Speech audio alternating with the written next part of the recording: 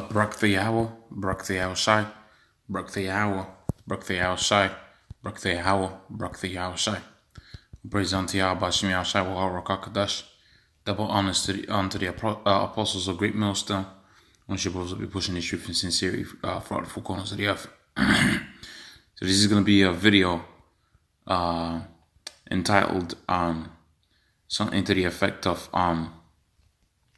the prophets, okay, that were aforetime, okay, prophesied until death, okay, because you got some guys they get lukewarm, okay. In fact, if I get that scripture, they get lukewarm in this thing of Yahweh Shemiah Shai Ratas. I don't get lukewarm, okay, and I'll be on fire for this thing until the end. But what's important to remember is when Peter was on the scene, okay, when he was writing the second book of Peter's, the third chapter, he was talking about hastening the day. Them guys stayed on the scene until the death, and via their various reincarnations, they still haven't seen the salvation.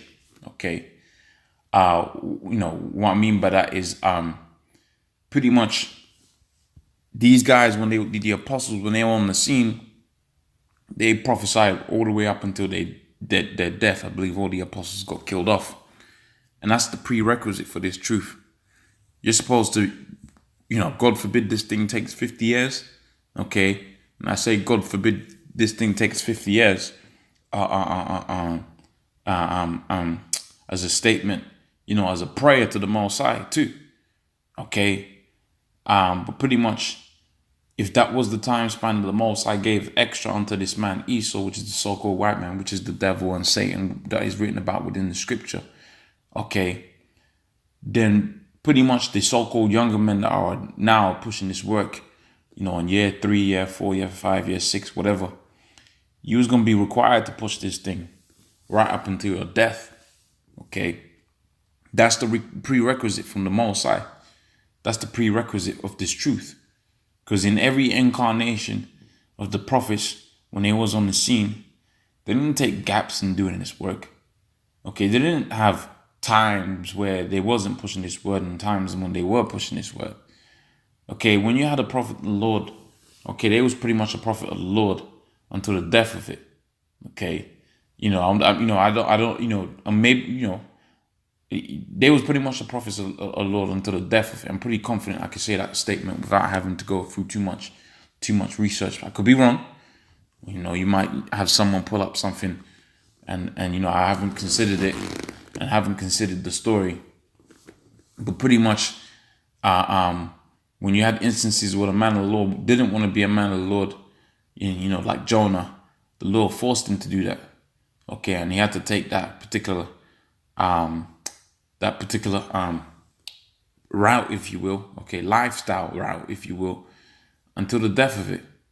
Okay, and many other, really more so. Okay, the apostles. Okay, that's the important statement. More so the apostles, of which their salvation still hasn't come yet, and it's been 2,000 years since the Lord has left the scene. Okay, it's been a long, long time, and those men have come in every reincarnation, and they would have had some sort of whereabouts of or zeal, particular zeal towards these scriptures. But in the latter times when the prophets was going to be raised back up, guess what?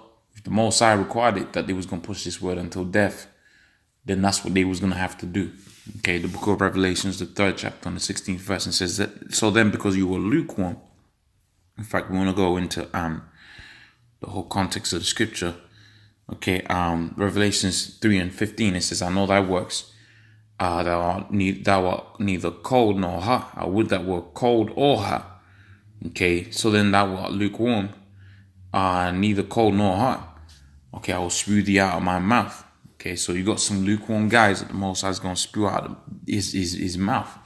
But see, the scripture says if they went out from us, they was not of us. Okay, because you had certain cats like Judas that was in the scene, that was on the crowd, that was in the circle of Yahweh Shai, that pretty much there was like a third nipple, man. Okay, or a second ass crack. Okay, or a sixth sixth toe, okay, they was there, but they was never a part of the body. There was a tumor that had to be removed, and the Most High suffered their tumoring, okay, for a particular amount of time, and ultimately they was removed from the body because they was never part of the body.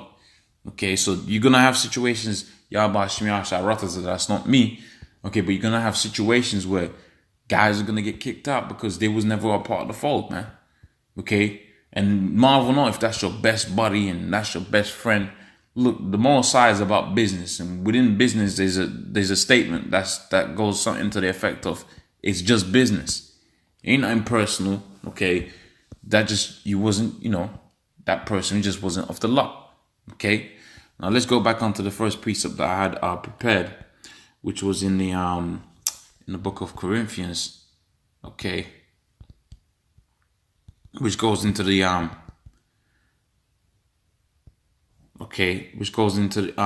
to the spirit of the prophets. Okay, 1 Corinthians 14:32 says the spirit of the prophets are subject unto the prophets. Okay, so that particular spirit was subjected unto them, and they was going to come in a particular lot. They was going to prophesy wherever it offended particular people, and that might lead towards their death. But the prerequisite is you were supposed to push this truth onto death.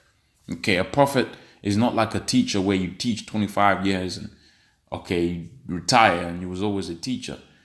Okay, if you quit this thing, basically you was never a prophet. It's a life sentence, if you will. Okay, this is a bid forever.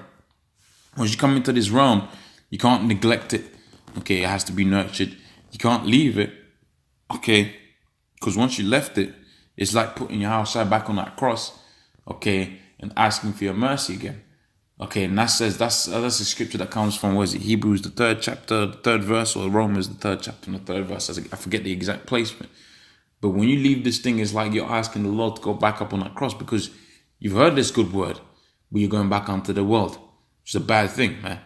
Okay, so pretty much, I think the point's been made. I'm gonna say all praises unto Yahweh, double honors unto the apostles of GreatMillStone.